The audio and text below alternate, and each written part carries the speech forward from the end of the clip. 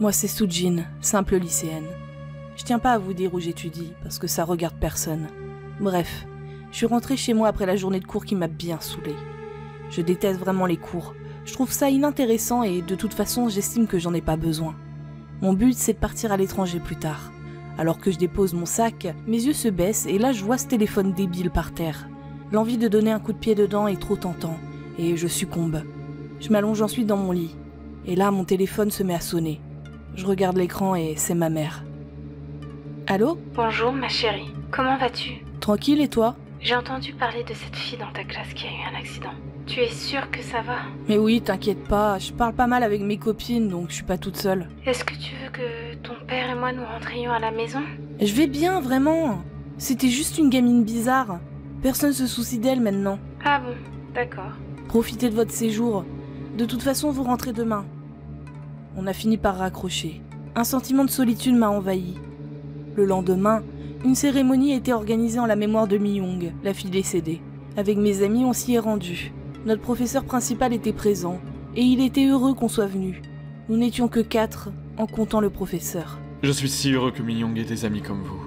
Vous êtes là même jusqu'à la fin. Je suis certain que ses parents seraient très reconnaissants s'ils étaient toujours parmi nous. Et Mi-young aussi. Nous sommes si désolés. Pourquoi on l'a pas remarqué ? Même pas une fois.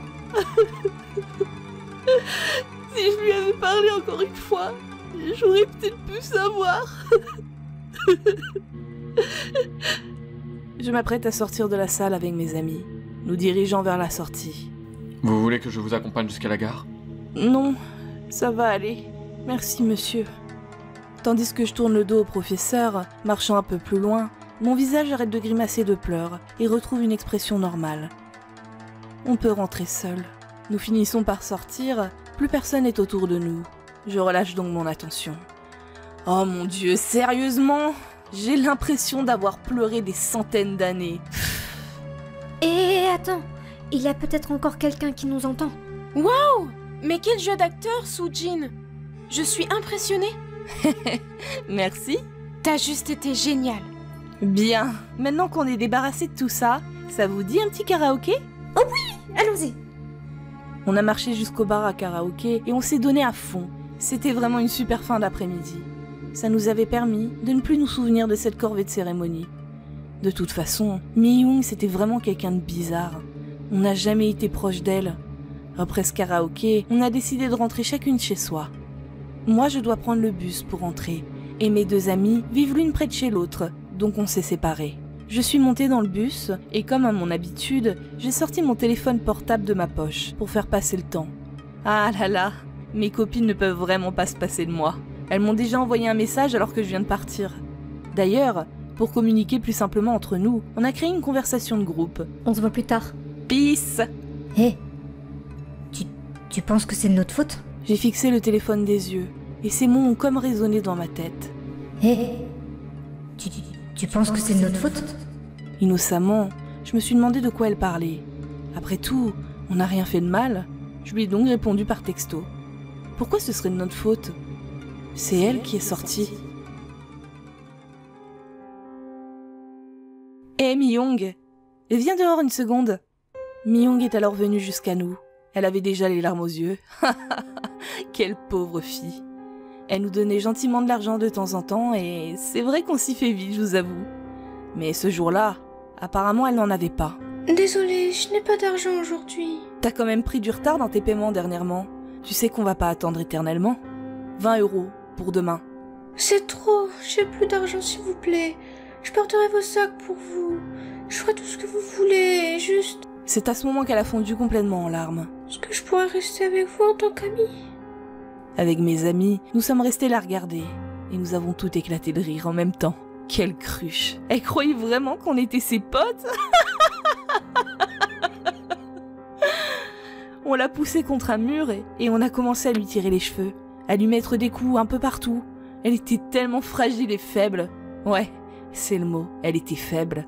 Mes amis et moi détestions ce genre de personnes. On n'était pas là pour avoir pitié de qui que ce soit.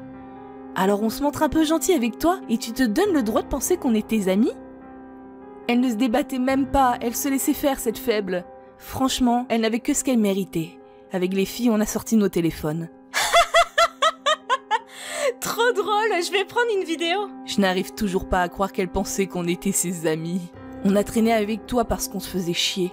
Et maintenant tu penses qu'on est comme des meilleurs amis? Rêve pas, t'es juste notre boniche. Mi-young s'est écroulée par terre. Je ne sais pas si c'est parce qu'elle pleurait ou parce qu'on avait peut-être frappé un peu trop fort. Quoi qu'il en soit, cette fille me répugnait au plus haut point. Quand je la voyais, je n'éprouvais que du mépris. Maintenant dégage et apporte-nous l'argent. Suite à ça, elle a pris ses jambes à son cou. Je n'avais jamais vu quelqu'un courir aussi vite. Je pense que notre petite leçon de morale pour lui rappeler qui était qui avait bien fonctionné. Dans sa précipitation, Mi-young avait oublié d'emmener son sac et son téléphone. Ils étaient restés à nos pieds. Ah, tu nous donnes ton sac et ton téléphone? Oh merci, j'avais envie d'un nouveau téléphone. Comme on était curieuse, on a décidé de regarder dans son sac. Il y avait peut-être des choses intéressantes à prendre. Mais déception, il n'y avait strictement rien d'autre que des cours et des conneries comme ça. Bon, au moins on avait son téléphone. Elle cachait peut-être des petits secrets. Il y a quelque chose d'intéressant dans son téléphone? Il y a un mot de passe. Je vais essayer de le craquer chez moi. J'espère qu'il y a des trucs cool dedans. Tandis que je suis dans mes pensées, j'ai repensé à ce qu'il s'était dit au lycée. Oui, ces fameuses rumeurs comme quoi Mi-young se serait donné la mort. De ce qu'on dit, 2 jours après la conversation qu'on a eue avec elle, elle est décédée dans un incendie dans sa résidence étudiante. La police suspecte que ce serait un incendie volontaire, allumé par Mi-young elle-même. De toute façon, elle vivait seule, sans parents, et elle était en dépression. Le bus a fini par s'arrêter et j'ai donc pu rentrer chez moi.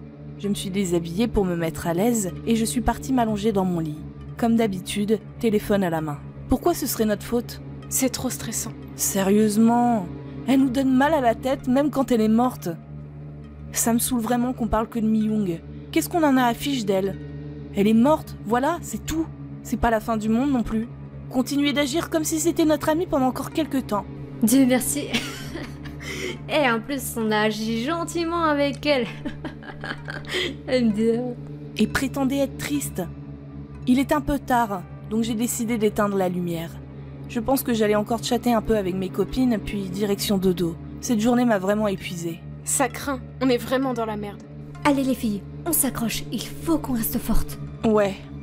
J'allais éteindre mon téléphone quand j'ai reçu ce message. Ah, au fait, Sujin, Oui? t'as réussi à craquer le téléphone de Mi-young? Non. Ah bon? Qu'est-ce qu'elle me raconte, celle-là? Alors, comment ça se fait que Mi-young soit dans notre conversation? J'ai écarquillé les yeux.